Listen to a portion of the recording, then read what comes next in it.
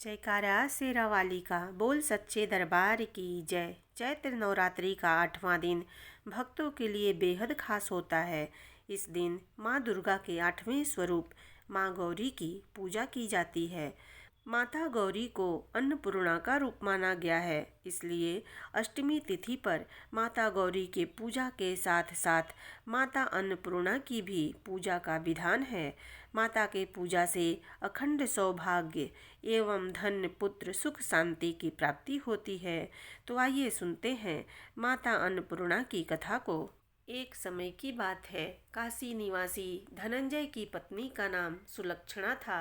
उसे अन्य सब सुख प्राप्त थे, केवल निर्धनता ही उसकी दुख का एकमात्र कारण थी। यह दुख उसे हर समय सताता रहता था।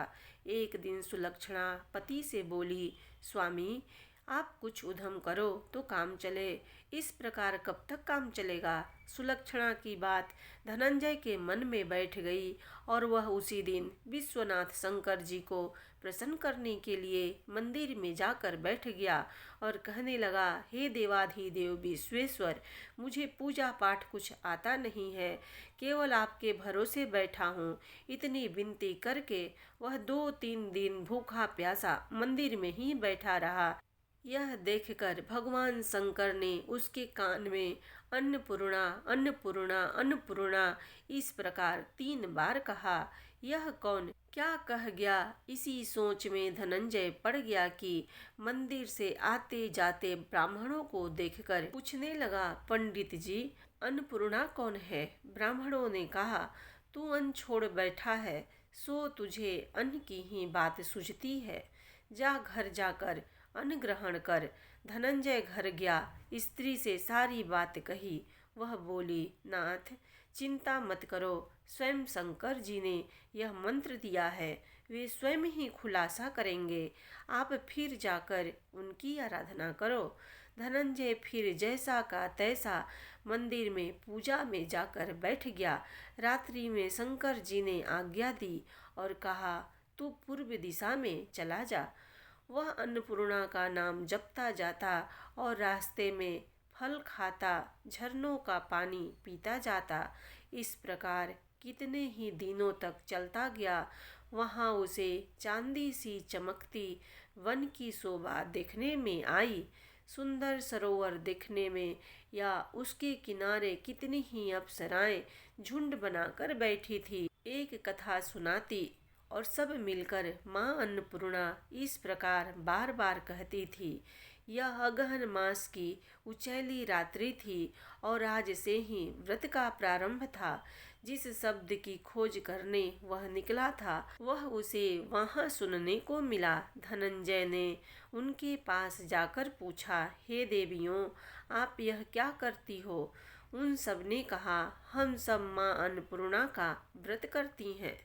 धनंजय ने पूछा, व्रत पूजा करने से क्या होता है, यह किसी ने किया भी है, इसे कब किया जाए, कैसा व्रत है और कैसी विधि है, मुझसे भी विस्तार से बतलाओ।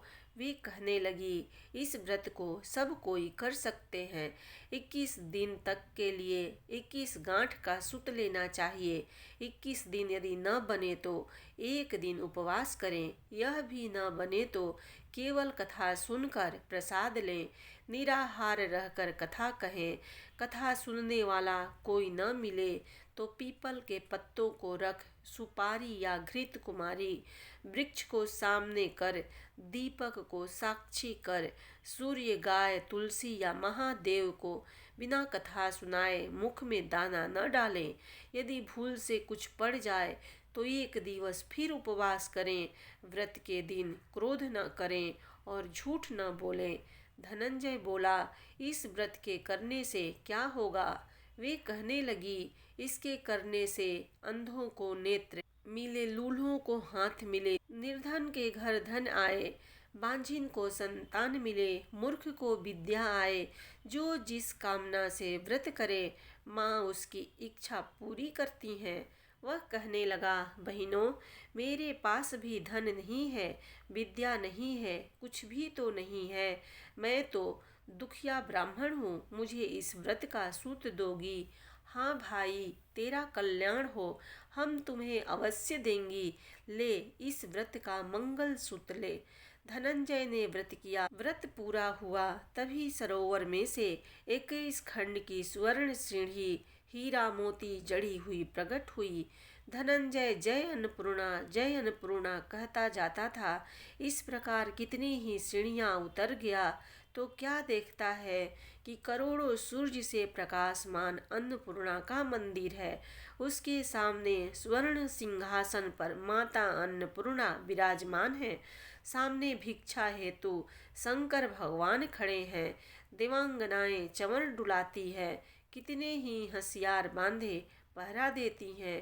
धनंजय दौड़कर जगदम्बा के चरणों में गिर गया। देवी उसके मन का क्लेश जान गई। धनंजय कहने लगा, माता, आप तो अंतर्यामिनी हो, आपको अपनी दशा क्या बताऊं। माता बोली, मेरा व्रत किया है, जा, संसार तेरा सत्कार करेगा। माता ने धनंजय की जिह्वा पर बीज मंत्र लिख दिया। अब तो उसके रोम रोम में विद्या प्रकट हो गई। इतने में क्या देखता है कि वह काशी विश्वनाथ के मंदिर में खड़ा है।